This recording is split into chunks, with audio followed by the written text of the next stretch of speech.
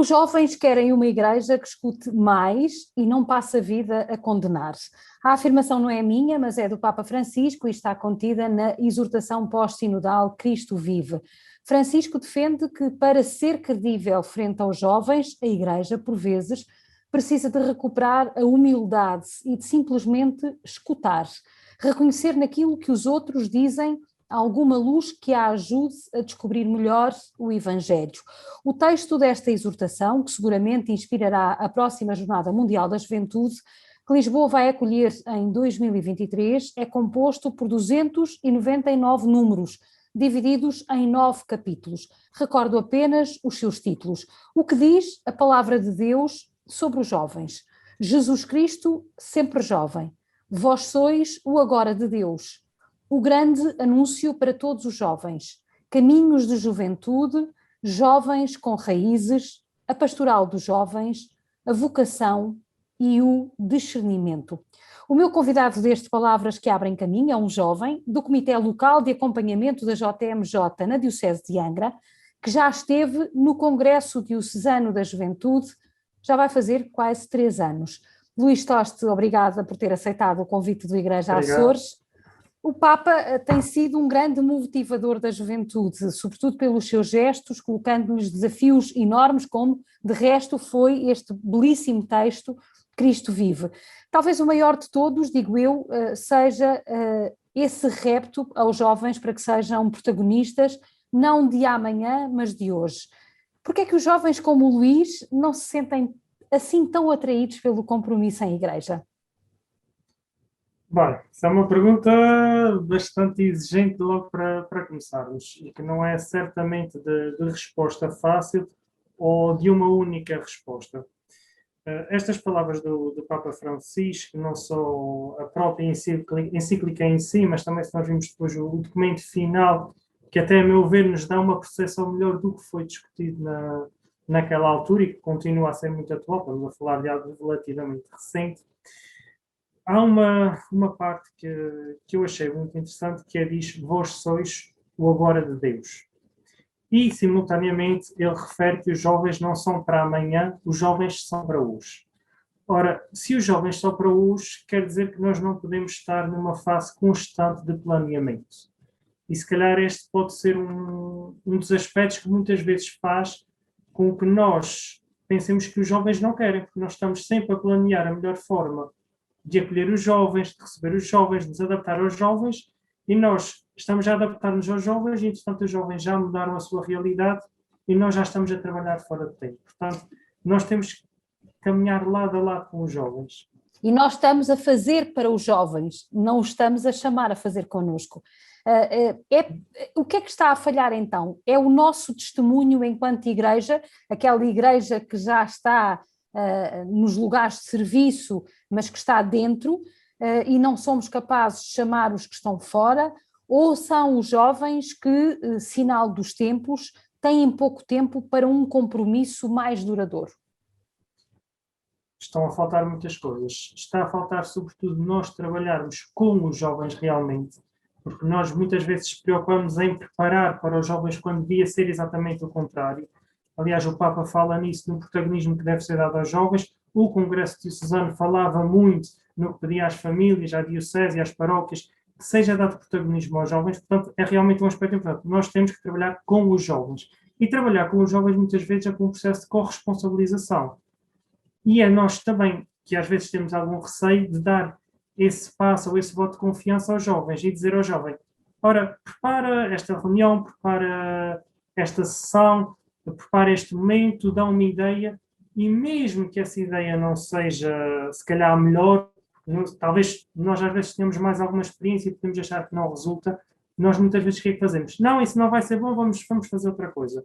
E então não, deixar o jovem, dar espaço ao jovem, para que o jovem possa intervir e sentir-se importante. E a partir do momento que o jovem se sentir importante, ou que muitas vezes que aquela ação, se não for feita por ele, mais ninguém a vai fazer, o jovem, sentindo-se corresponsável, vai também mudar. Isso é algo que me faz estar aqui. Eu sei que se eu não estiver aqui, há mais pessoas que o possam fazer, ninguém é insubstituível. Mas se eu não der o meu contributo vai fazer falta, por muito pequeno que seja. Portanto, este é realmente um primeiro passo. O segundo passo, que é muito importante e que nós às vezes nos esquecemos, é que os jovens, e a encíclica também fala nisso, os jovens estão integrados numa igreja, numa escola, numa sociedade, no mundo de trabalho. O jovem, não existe uma pastoral só de jovens. Existe uma pastoral de jovens que está incluída numa pastoral de família, que está incluída numa pastoral de solidariedade e, portanto, temos que ver os jovens e trabalhar com os jovens onde eles estão também. E, muitas vezes, deixar de querer ser nós a trazê-los para dentro da igreja e sermos nós a ir para o ambiente deles. E aí também é mais difícil porque nós, se não conhecemos o ambiente dele, vai ser bem mais desafiante. E as nossas técnicas muitas vezes não resultam porque nós conhecemos um meio limitado e o meio de jovens é bem maior. Temos criado muitas gavetas, não é? Muitas caixinhas. Temos. E as caixinhas depois não cabem dentro da caixa grande e isso também afasta. Exatamente, e por falarem, e também caixinhas eu interpretaria também noutro sentido, que é verdade que os jovens querem às vezes eventos, situações imediatas, intensas, mesmo de espiritualidade, e nós muitas vezes ficamos nisso, vamos preparar isto para que seja ótimo. E isso para resultar, tem que fazer parte de um projeto. Não pode ser, nós encaixamos o jovem agora nesta realidade e acaba aqui.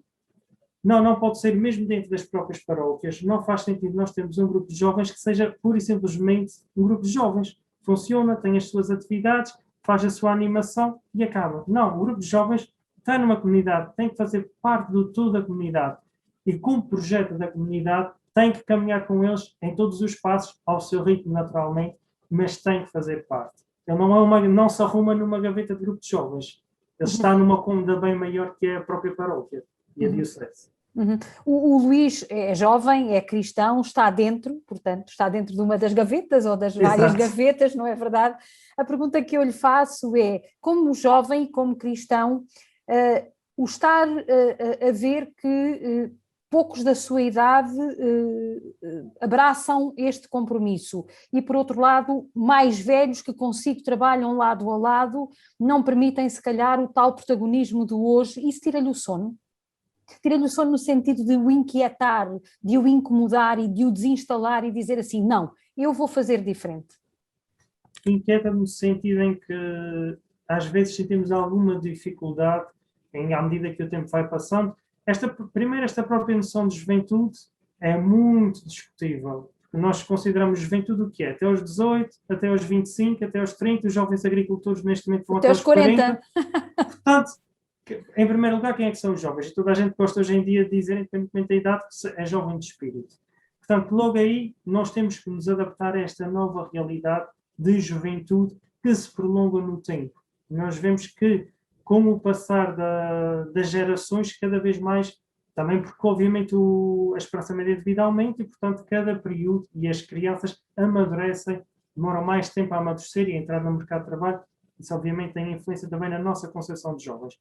E depois o que me inquieta muitas vezes o sono é não conseguir perceber exatamente a realidade em que os jovens vivem. Como é tudo tão rápido, a tal questão que eu dizia há bocadinho, que nós estamos constantemente a preparar e nunca chegamos a entrar no meio deles, é isso que me inquieta. Não me inquieta tanto que sejam menos. Nós já não vamos ter, e isso já tem sido amplamente falado, não vamos ter uma igreja de massas. Vamos ter uma igreja, um grupo, que quem quer vai.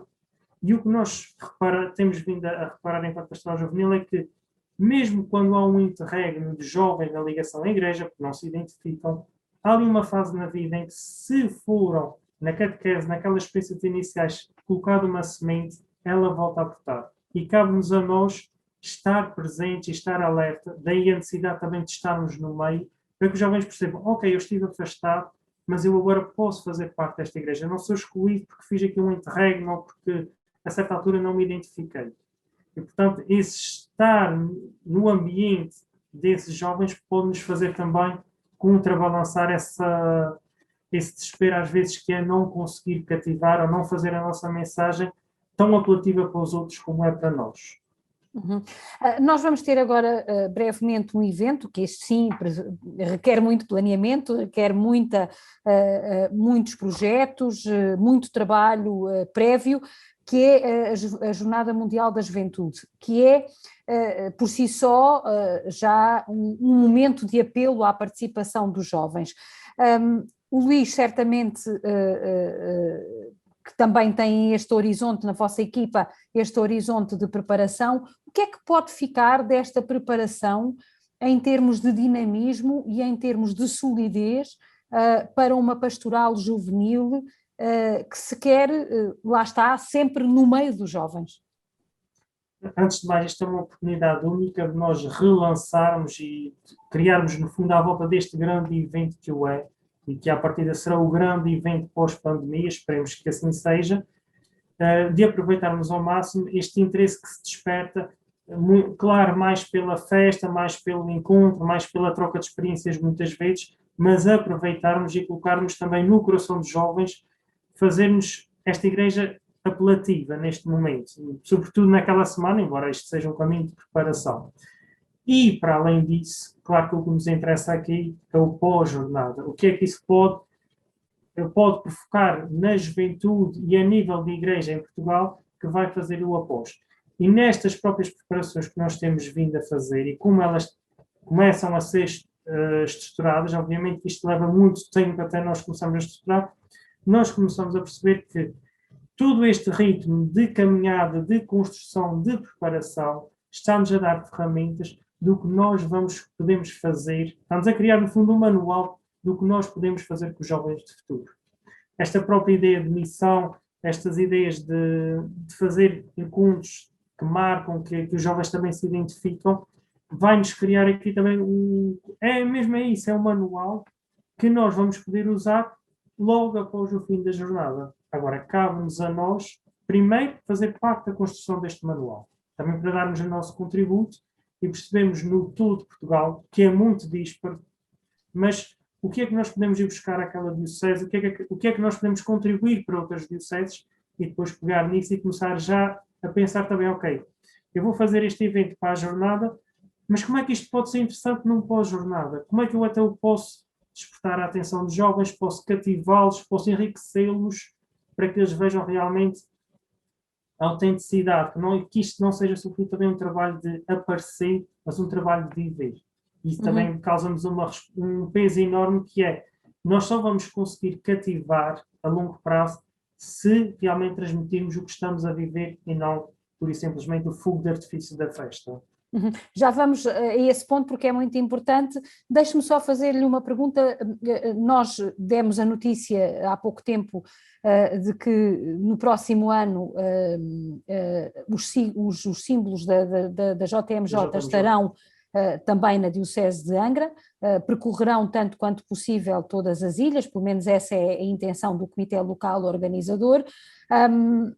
Qual vai ser a participação efetiva, ou melhor, qual gostaria de que fosse a participação efetiva dos Açores nesta dinâmica de construção do tal manual que falou há pouco e, por outro lado, também de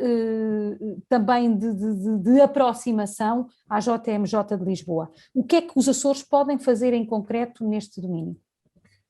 A visita dos símbolos é naturalmente um momento marcante porque nós vamos acolher os símbolos e vamos fazer presente a JMJ para muita gente que não vai poder ir ou pela idade, pela disponibilidade, seja de tempo, seja financeira, à JMJ. Portanto, vamos trazer, no fundo, um pouco do que é a JMJ, os símbolos já estiveram cá, mas vamos voltar a percorrê-los e vamos fazê-los presentes também na nossa diocese. Portanto, só por aí já é uma forma de aproximação. Depois, o que estamos a pensar realmente e que estávamos, e temos essa esperança que possa ir a todas as ilhas, obviamente com as restrições, já existe uma ideia de datas, mas transportar os símbolos não é algo, e não podemos fazer tudo com os símbolos. Eles vêm acompanhados de uma série de regras que são naturalmente compreensíveis e que nós temos que respeitar. O que nos leva então a isso que nos estava a perguntar, como é que nós podemos fazer isso um momento marcante. A preparação da recepção dos símbolos será feita depois a nível de quem os vai receber. Portanto, não será um programa imposto, será um programa trabalhado com quem vai receber e com quem vai estar a dinamizar durante aqueles dias ou semana, consoante a situação, a recepção dos símbolos. Isso já é um pronúncio do que podemos fazer, o trabalhar local, o trabalhar junto das comunidades. Se nós temos uma diocese que é tão dispar, não só pela separação territorial, mas também por culturas que variam bastante, por situações sociais muito diferentes, nós tivemos esta possibilidade de fazer estes parênteses durante agora a pandemia, de fazer encontros online. Foi também o que nos despertou a pandemia e percebemos que as ilhas estão completamente diferentes a nível de realidades sociais. E, portanto, este trabalhar localmente vai nos permitir também esta aproximação, que já é o preparar para o futuro. E depois, claro, a nossa promoção, o entusiasmo que conseguimos passar agora, que se vai refletir nos símbolos, tem que ser logo continuado após. Não pode ser só para aquele momento, como eu falava no início, tem que ser um projeto. Vai ser um projeto de acolhimento e que vai continuar até a JMJ e que tem que continuar num compromisso pós-JMJ. Localmente, porque nós não conseguimos já à distância estar lá e perceber a realidade total. Portanto, tem que ser eles, a comunidade, a trabalhar para a própria comunidade. Nós tivemos o Congresso Diocesano e agora entrava assim nessa questão do testemunho, da vivência. Lá diz o povo, nós não conseguimos amar o que não conhecemos. Esta falta de compromisso que foi diagnosticada, por exemplo, também durante o Congresso Diocesano e depois desta pandemia pelo meio, esta falta de compromisso, dizia eu, também se deve um pouco à falta de conhecimento de quem foi Jesus, ou seja, nós muitas vezes fazemos eventos, estamos preocupados com o tal fogo de artifício, para aproveitar uma expressão sua de há pouco, é o fogacho do momento, do evento, sim senhor, mas depois fica pouco para além disso. Há falta de conhecimento de quem é Jesus, nós não estamos efetivamente a mostrar quem é Jesus para despertar o amor de cada jovem por aquele homem que esteve cá e que nos salvou, ou que vem para nos salvar. Há sem dúvida falta de conhecimento, mas também, sobretudo, pela nossa falta de testemunho. Acho que falta aqui muito o testemunho que é dado, porque nós pensamos, claro que cada vez mais é uma dificuldade de passar quem foi Jesus, a 2000 anos de distância, as pessoas hoje, também com acesso à internet, distorcem tudo facilmente, os contextos sociais que se viviam na altura são facilmente distorcidos para que aquela palavra que nós sabemos ter um determinado significado seja trepada e seja interpretado como algo mau. Portanto, falta naturalmente conhecimento, mas o que me inquieta mais é faltar testemunho, porque acredito que o testemunho consegue suplantar e consegue colocar a semente de quem é realmente Jesus. Nós só vamos conseguir mostrar que amamos Jesus se o fizermos para com os irmãos. Esta expressão que se usava, faz o que eu digo e não faças o que eu faço, nós sabemos perfeitamente que não existe. Portanto, se nós formos uma igreja que dá testemunho, que é comprometida, nós que nos consideramos parte desta igreja, porque sejamos mais ativos, vamos interpretá-lo por esta via, nós efetivamente vamos fazer com que os jovens reconheçam quem era Jesus e quem é Jesus nas nossas vidas. Mais que tenha sido um homem que fez tudo por amor, que se deu tudo, o que é que ele faz nas nossas vidas? O que é que ele transforma a minha vida? Como é que ele me faz ser mais feliz? Como é que ele me faz encarar as dificuldades? Eu tenho as mesmas dificuldades que os outros jovens têm. Os meus problemas não são mais fáceis que os outros jovens pelo facto de eu ter Jesus. Mas as minhas ferramentas fazem com que seja muito mais fácil. E se hoje em dia, por exemplo, na nossa sociedade é muito interessante ver os Budas, ver toda aquela espiritualidade que é criada, a Igreja tem isso tudo e mais para oferecer. Mas como nós somos tão pouco convictos, temos tanto medo de expressar essa realidade, claro que é natural que os outros que o expressam sejam mais atrativos que nós. E nós não conseguimos mudar a diferença que Jesus consegue e faz em nós. E atenção, eu não estou, quando digo isto, nós jovens, nós a igreja, não é só nos grandes eventos, não é nisso tudo. São coisas tão simples como nós estarmos, se calhar, na nossa hora de refeição, muitas hoje em dia, já todos temos muitas refeições com os colegas, também por causa da pandemia, a pandemia veio provocar isso, e quantos de nós têm coragem, do início da refeição, fazer ali uma pequena oração, mesmo que às vezes nós tentemos de uma forma mais aligeirada, também para não entrarmos a pé juntos, mas quantos de nós temos essa capacidade? Isso não é um grande gesto, isso não exige nada de extraordinário, mas se eu fizer presente Jesus em mim, o quão feliz Ele me faz nesses pequenos aspectos, isso é tornar Jesus presente na tal realidade que eu falava, eu não tenho a menor dúvida que isso, com o tempo, nós vamos conseguir passar esse entusiasmo e vamos, sim, ensinar ou transmitir qual é o verdadeiro amor que Jesus tem por nós e que nós acabamos por emaná-lo. Até porque nos Açores, por exemplo, se olharmos para os números, e agora é uma pequena provocação, eles não estão assim tão mal, ou seja, nós olhamos, por exemplo, para o número de matrículas em educação moral e religiosa nas escolas, é dos mais elevados do país, tendo em conta a nossa dimensão. O itinerário catequético é cumprido pela maioria dos jovens, pelo menos até ao crisma, nós temos muitos jovens. O abandono da catequese não é assim tão significativo. Os jovens são batizados porque, na maioria dos casos, os pais pedem o batismo para os seus filhos. E depois temos tão poucos grupos, temos tão poucos jovens, olhamos para as igrejas e os bancos estão cheios de cabelos brancos. Eu diria isso de uma forma muito simples. Não serve de nada ter cromos na caderneta se a caderneta depois de cheia vai para o lixo. E é isso que nós estamos a fazer. Nós estamos ou estivemos muitas vezes preocupados em ter cromos na caderneta, temos os ritos, temos os sacramentos que socialmente até fica bonito, até dá umas festas muito interessantes, e não nos preocupamos na vivência. E preocupar na vivência muitas vezes se o jovem faz o batismo, não, porque também não numa idade que se ainda consiga preparar na maioria dos casos, mas faz uma primeira comunhão, faz a comunhão solene, o jovem tem que preparar essa festa, o jovem tem que sentir parte dessa festa, porque senão ele vai ali, cumpriu o rito, ficaram todos felizes, ganham o cromo, e claro que isso não produz. Porque Ficou não bem na fotografia. Ficou bem na fotografia. E também, aqui nós temos que trabalhar numa base de sinceridade e não seja mal interpretado o que eu vou dizer ou esta minha opinião, mas se o jovem não quer fazer e quer-se fazer apenas para colocar o cromo da caderneta, o jovem que não faça a primeira comunhão, que não faça a segunda comunhão, que não faça o crisma, que não faça. Porque nós estarmos a dizer que temos ótimos números de participação e depois não temos uma vivência no dia-a-dia, não nos serve nada. Nós temos que sim trabalhar com os que querem, trabalhar e procurar naturalmente criar um entusiasmo nos que não se sentem ligados. Mas não forçar.